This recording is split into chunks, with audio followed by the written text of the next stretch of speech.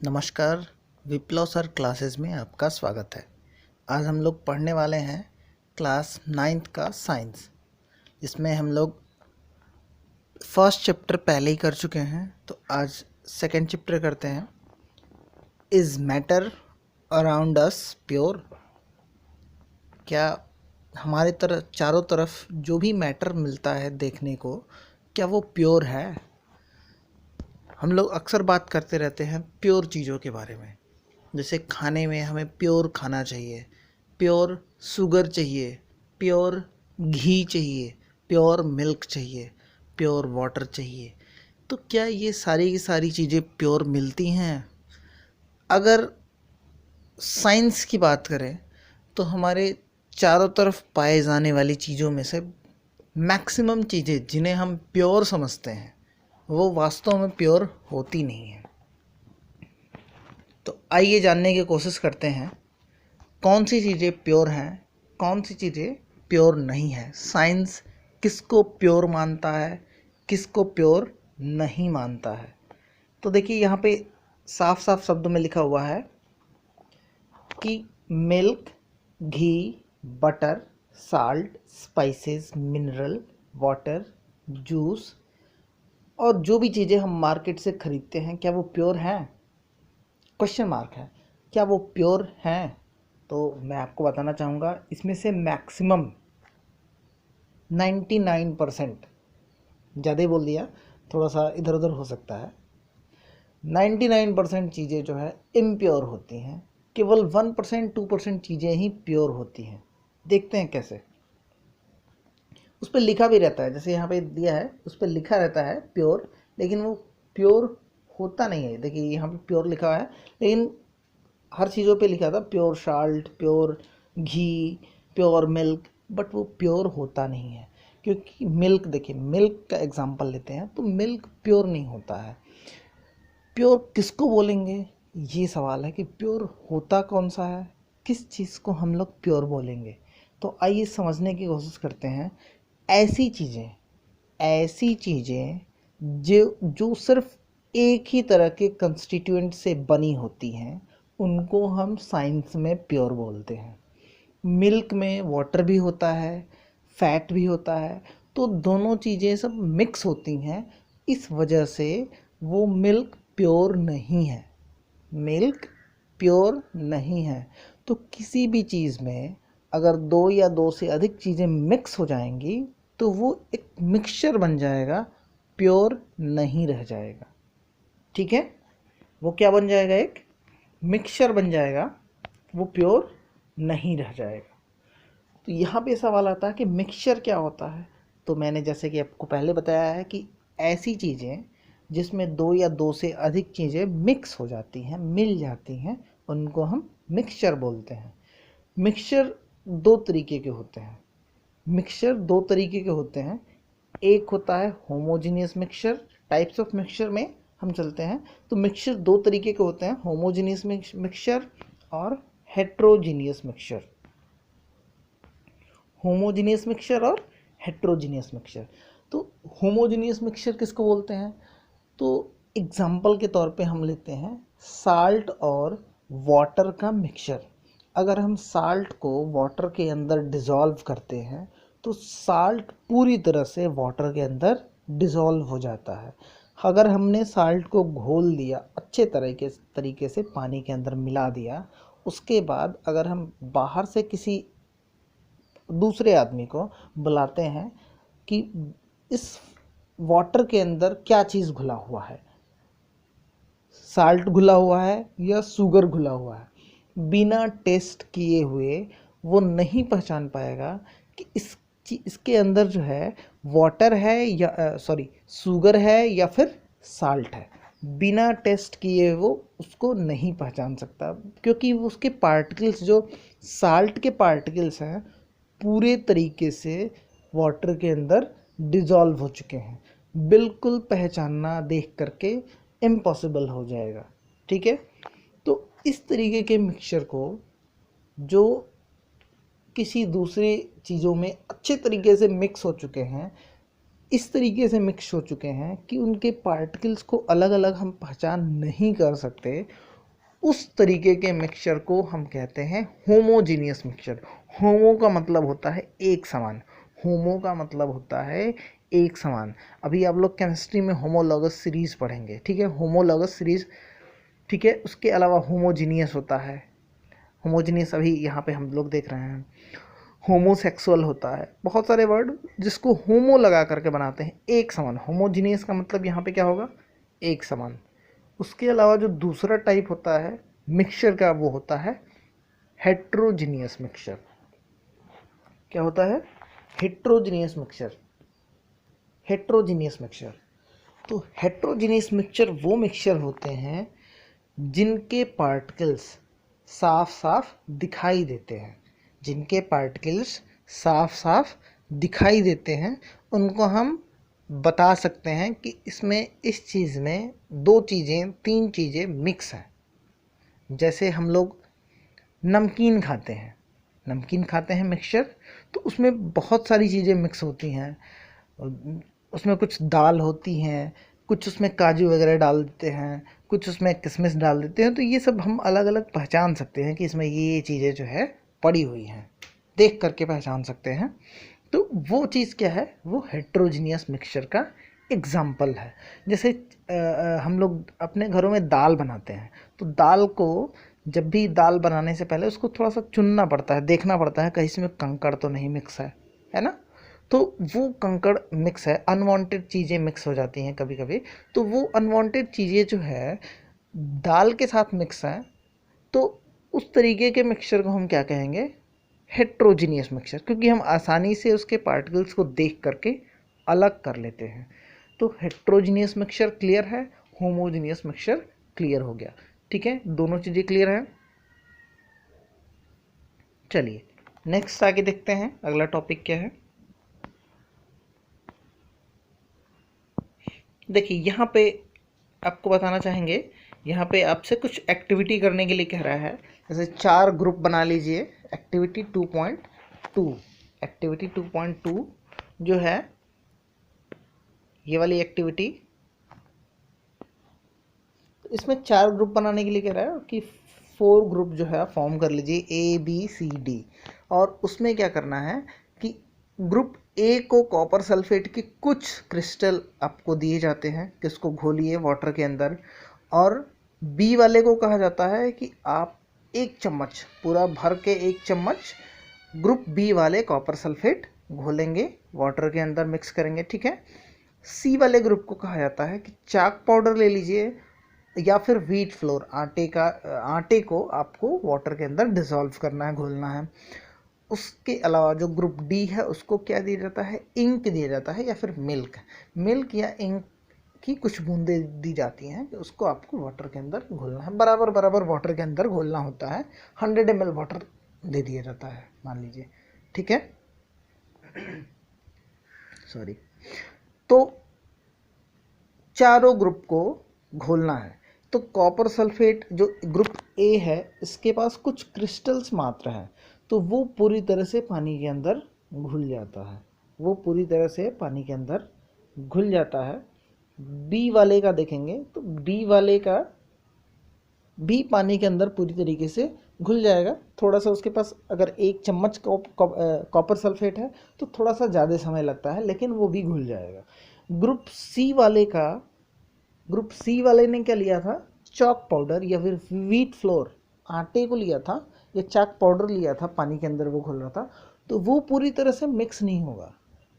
चाक powder पानी के अंदर मिक्स, मतलब मिक्स तो हो जाएगा, घुल जाएगा, लेकिन अगर जैसे हम उसको छोड़ देंगे कुछ देर के लिए तो उसके चाक पाउडर जो है के पार्टिकल्स जो है, चाक के पार्टिकल्स पानी में नीचे की तरफ बैठ जाएंगे, ठीक है। तो जब भी हम उसको देखेंगे तो नीचे कुछ गाढ़ा सा वो दिखाई देगा बैठा हुआ नीचे उसके पार्टिकल्स, और ऊपर जो है थोड़े से हल्के हल्के पार्टिकल्स दिखाई देंगे, है ना।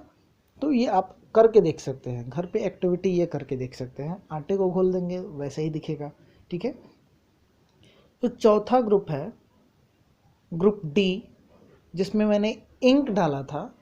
तो इंक अगर आप डालते हैं तो इंक वाले में क्या होगा कि उसमें वाटर में पूरा इंक जो है चारों तरफ आपको दिखेगा। कॉपर सल्फेट वाले सॉल्यूशन में यानी कि ग्रुप ए और ग्रुप बी वाले सॉल्यूशन में आपको कुछ भी नहीं दिखेगा। ग्रुप ए और बी वाले में आपको कुछ भी नहीं दिखेगा, लेकिन जो ग्रुप डी है उसमें अगर हम देखेंगे तो पूरे पार्टिकल्स यानी कि इंक के पार्टिकल्स पूरी तरह से उसमें मिले होते हैं, इवनली मिले होंगे, मतलब ऐसा नहीं हो कि नीचे बैठ जाएंगे, पूरी बराबर मात्रा में मिले होंगे, लेकिन वो दिखेंगे। ठीक है, तो ये चारों ग्रुप का अगर हम एनालिसिस करते हैं तो हमें ये मिलता है कि ग्रुप ए और बी इसमें क्या है, ये एक सॉल्यूशन बनाता है। ग्रुप ए और बी क्या बनाता है, एक सॉल्यूशन बनाता है। ठीक है, और ग्रुप सी सस्पेंशन बनाता है, ग्रुप डी कोलाइडल सॉल्यूशन बनाता है। तो देखिए इसमें सस्पेंशन, कोलाइडल सॉल्यूशन और सॉल्यूशन, तो ये क्या है तो आपको मैं एक्सप्लेन कर दे रहा हूँ। देखिए जो सॉल्यूशन होता है, सॉल्यूशन होमोजीनियस मिक्सचर का एग्जाम्पल है। मैंने आपको पहले भी बताया था कि वाटर के अंदर क्या खोलते हैं, शुगर को डिज़ोल्व करते हैं, शुगर या फिर साल्ट को डिज़ोल्व करते हैं और वो पूरी तरीके से मिक्स हो जाता है, दिखाई नहीं देते उसके पार्टिकल्स। यानी सॉल्यूशन में उसमें क्या घोला गया है वो पार्टिकल्स दिखाई नहीं देते हैं, बिल्कुल भी पता नहीं चलेगा। तो कॉपर सल्फेट घोला गया है कि और कौन सी चीज़ घोली गई है ये आपको पता नहीं चलेगा। तो यहाँ पे जो आपका ग्रुप ए और बी है उसमें आपको सॉल्यूशन मिलेगा। सॉल्यूशन एग्जाम्पल है होमोजेनियस मिक्सचर का, क्लियर है। नेक्स्ट सी में सस्पेंशन होगा। तो देखिए सस्पेंशन जो होता है, सस्पेंशन में सॉल्यूशन जो उसके जो सॉल्यूट जो घोला गया, जो चीज़ घोलते हैं उसको हम सॉल्यूट बोलते हैं। तो सॉल्यूट के पार्टिकल्स काफ़ी बड़े होते हैं तो वो नीचे बैठ जाएंगे। ठीक है, सॉल्यूट के पार्टिकल्स काफ़ी बड़े होते हैं, वो नीचे बैठ जाएंगे।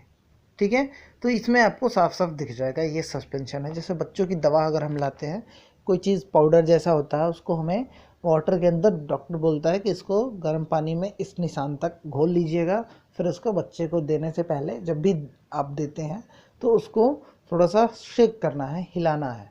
तो शेक करने के बाद जो है बच्चे को देना है, ताकि शेक इसलिए करने को बोलता है कि जो दवा उसके अंदर डाला गया है वो पूरी तरह से वाटर में मिक्स हो जाए और बराबर क्वांटिटी जो है बच्चे को मिले। नहीं तो ऐसा होगा कि ऊपर ऊपर आप पानी पानी बच्चे को देते जाएंगे, नीचे दवा जो है नीचे बैठ जाएगा, तो वो बाद में नुकसान कर सकता है, क्योंकि बच्चे को सही मात्रा नहीं मिल पाएगी, दवा की जो सही खुराक है वो बच्चों को नहीं मिल पाएगी। इसीलिए जब भी जो दवा होता है, सस्पेंशन वाला दवा होता है, ओरल सस्पेंशन जिसको बोलते हैं, तो उस तरीके की दवा को जब भी देने से पहले आप हिला लीजिए, मतलब एक बार शेक कर लीजिए। चलिए, कोलाइडल सॉल्यूशन क्या होता है, तो कोलाइडल सॉल्यूशन होते हैं, ये ऐसे सॉल्यूशंस होते हैं जो बीच वाले होते हैं। जैसे आपका सॉल्यूशन पहला है, तो सॉल्यूशन और सस्पेंशन के बीच के पार्टिकल्स इनके होते हैं। जो आपने इसमें घोल रखा है, आपने जो चीज़ घोला है यानी सॉल्यूट, तो सॉल्यूट के जो साइज़ होता है पार्टिकल्स का, वो सॉल्यूशन और सस्पेंशन के बीच का होता है। ठीक है, यानी इसमें जो है पार्टिकल्स पूरी तरह से बैठते नहीं नीचे, लेकिन ये उसमें दिखाई देंगे, ये उसमें दिखाई देंगे। इसकी कुछ प्रॉपर्टीज़ हैं, आगे हम डिस्कशन करेंगे। ठीक है, देखिए यहाँ पे एक चीज़ और दिख रहा है, एलॉय। तो एलॉय क्या होता है, एलॉय होता क्या है, इसमें दो मेटल्स का या मेटल नॉन मेटल का मिक्सचर होता है, टू और मोर मेटल्स और मेटल एंड नॉन मेटल का ये मिक्सचर होता है, जिसको जो है हम फिज़िकल मेथड से अलग नहीं कर सकते हैं। फिज़िकल मेथड से अलग नहीं कर सकते हैं, वो उसको हम एलॉय बोलते हैं। कैसे ये एलॉय बनता कैसे है, ये इसको बनाया जाता है, जैसे हमने पीतल बनाया। ठीक है, पीतल, यहाँ पे देखिए एग्जाम्पल में लिखा हुआ है, एग्जाम्पल ब्रास। तो ब्रास यानी कि पीतल ही होता है। ठीक है, तो इसमें 30% जिंक और 70% कॉपर हम लोग लेते हैं। ये एग्ज़ाम में कभी कभी पूछता है, एग्ज़ाम का मतलब कि बड़े एग्ज़ामों में, बड़े एग्ज़ाम्स में, जैसे रेलवे का एग्ज़ाम हो गया, एसएससी का एग्ज़ाम हो गया, पूछता है पीतल यानी कि ब्रास के का कंपोजिशन क्या है, ब्रास का कंपोजिशन क्या है। तो देखिए ब्रास और एक होता है ब्रॉन्ज, ब्रास और ब्रॉन्ज। ब्रॉन्ज में जेड आ रहा है लेकिन ब्रास में एस आ रहा है, तो जिसमें जेड आ रहा है उसमें जिंक नहीं है, जिसमें जेड आ रहा है उसमें जिंक नहीं होता है। ब्रास यानी इसमें जिंक है। ऐसे आप अगर हिंदी में पूछता है तो पिताजी याद कर सकते हैं, पीतल, पीतल, पी से पीतल, ता से तांबा और जी से जिंक। तो आप लोग आसानी से याद रख सकते हैं कि पीतल तांबा और जिंक से मिलकर बना होता है। ठीक है, कॉपर मैक्सिमम एलॉय में मौजूद होता है, याद रखिएगा। चलिए, तो ये ब्रॉस बनता कैसे है, ये एलॉय बनते कैसे हैं। एलॉय को बनाया जाता है, दोनों मेटल्स को हम क्या करते हैं, उसको लिक्विड स्टेट में लाते हैं, बहुत ज़्यादा उसको हीट करके हम लिक्विड स्टेट में ला देते हैं। ठीक है, पिघला दिया जाता है मेटल्स को और फिर दोनों मेटल्स को एक साथ उसके लिक्विड को मिला दिया जाता है। वो लिक्विड आपस में एक दूसरे के साथ अच्छे से मिक्स हो जाएंगे और फिर वही जब ठंडे हो जाते हैं तो वो एलॉय का रूप ले लेते हैं और उसको फिर जो है जिस शेप में ढालना होता है हम लोग ढाल देते हैं। ठीक है, तो इस तरीके से एलॉय बनाए जाते हैं, इसके अपने अलग फ़ायदे होते हैं। हाँ देखिए यहाँ पे सॉल्यूशन है, तो solution has a solvent and a solute as its component. Solvent जिस चीज़ में घोला जाएगा उसको हम सॉल्वेंट बोलते हैं, और सॉल्यूट मैंने पहले बताया जो चीज़ हम घोलते हैं उसको सॉल्यूट बोलते हैं। जैसे वाटर के अंदर, अगर हम वाटर के अंदर शुगर डिज़ोल्व करते हैं या साल्ट डिज़ोल्व करते हैं, ठीक है, तो वाटर क्या हो गया, हमारा सॉल्वेंट हो गया, और सॉल्यूट क्या हो गया, शुगर या साल्ट, जो भी चीज़ हम लेते हैं वो सॉल्यूट हो जाएगा। ठीक है, जो चीज़ मिलता है उसको हम सॉल्यूशन बोलते हैं। तो सॉल्यूट, सॉल्वेंट और सॉल्यूशन, सॉल्यूट और सॉल्वेंट को मिलाएंगे तो हमें मिलेगा सॉल्यूशन। ठीक है, तो ये यहाँ पे कुछ एग्जांपल्स यहाँ पे दिए हुए हैं, एग्जांपल्स को देख लीजिए। A solution of sugar in water is a solid in liquid solution। Solid का लिक्विड में हम लोग सॉल्यूशन बनाते हैं। सॉलिड का सॉलिड में भी होता है, सॉलिड सॉलिड, सॉलिड और गैस का भी होता है, गैस और लिक्विड का होता है। इस तरह से करके हम बहुत सारे एग्जांपल्स यहाँ पे नीचे देखेंगे। ठीक है, चलिए सीधे इसके प्रॉपर्टी पे चलते हैं, इसकी प्रॉपर्टी क्या होती है। आप लोग सॉल्यूशन जो है इसके एग्जांपल्स देख लीजिएगा। ठीक है, properties of a solution। a solution is a homogeneous mixture। solution एक homogeneous mixture होता है, इसके particles जो होते हैं बहुत छोटे होते हैं, 1 नैनोमीटर, 1 नैनोमीटर बराबर होता है 10⁻⁻9 मीटर के। ठीक है, इन डायमीटर, 1 नैनोमीटर डायमीटर से भी छोटे होते हैं, इनको हम नेक्ड आइज से, नंगी आंखों से नहीं देख सकते हैं। Because of very small particle size they do not scatter a beam of light passing through the solution. कह रहा है हम अगर हम इसमें लाइट पास करें, अगर हम इसमें टॉर्च जलाएं तो टॉर्च का जो रास्ता होता है वो नहीं दिखता है इसके अंदर। इस सॉल्यूशन के से हो करके लाइट पास तो करती है बट उसका पाथ नहीं दिखता है। जैसे ये इसको, इस चीज़ को कहते हैं हम लोग टिंडल इफेक्ट। क्या कहते हैं, टिंडल इफेक्ट। जैसे हम लोगों ने ऑब्जर्व किया होगा कि अगर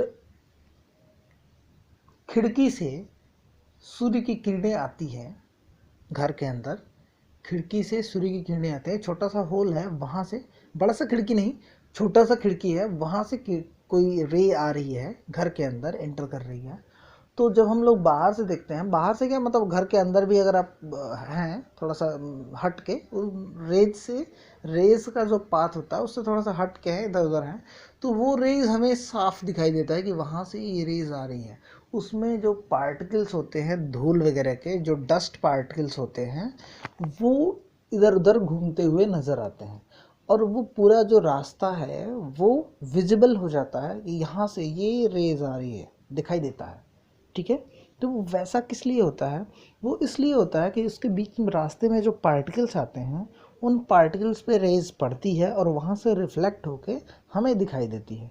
तो बीच में कुछ अगर नहीं रहेगा तो हमें उसका रास्ता दिखाई नहीं देगा, लेकिन बीच में डस्ट पार्टिकल्स के मौजूद होने की वजह से हमें उसका रास्ता, उसका पाथ विजिबल हो जाता है। इस चीज़ को हम लोग टिंडल इफेक्ट कहते हैं। तो सॉल्यूशन में क्यों नहीं होता है? क्योंकि सॉल्यूशन के पार्टिकल्स काफ़ी छोटे होते हैं, बहुत छोटे होते हैं। वो लाइट को रिफ्लेक्ट नहीं कर पाते, स्कैटर नहीं कर पाते वहाँ से, इसीलिए वो लाइट वहाँ का पाथ जो है हमें दिखाई नहीं देता है। जबकि हमें सस्पेंशन में और कोलाइडल सॉल्यूशन में दिखाई देगा। ठीक है, बिकॉज ऑफ, यहाँ पे अब देखते हैं आगे next because of very small particle size they do not scatter a beam of light passing through the solution, so the path of light is not visible in a solution. Next है, the solute particles cannot be separated from the mixture by the process of filtration. Filtration से हम इसको अलग नहीं कर सकते, जैसे filter paper से या फिर और कोई मेथड। फिल्ट्रेशन मेथड, फिल्टर का मतलब होता है छानना, जैसे किस चीज़ से हम इसको छान नहीं सकते इसके पार्टिकल्स को, क्योंकि बहुत छोटे होते हैं। वो वाटर के पार्टिकल के साथ वो भी निकल जाते हैं, तो बहुत मुश्किल होता है इनको छानना। तो ये नहीं, अगर हम इसको छोड़ भी दें थोड़ी देर के लिए तो ये सेटल डाउन नहीं होते हैं नीचे। जो अगर अनडिस्टर्ब छोड़ दें काफ़ी देर के लिए, 1 घंटे 2 घंटे 1 दिन के लिए भी छोड़ दें, तो भी इसके पार्टिकल्स नीचे नहीं बैठ सकते हैं। ठीक है, तो ये सॉल्यूशन जो होता है स्टेबल होता है। सॉल्यूशन स्टेबल होता है, स्टेबल होता है, याद रखिएगा। ठीक है,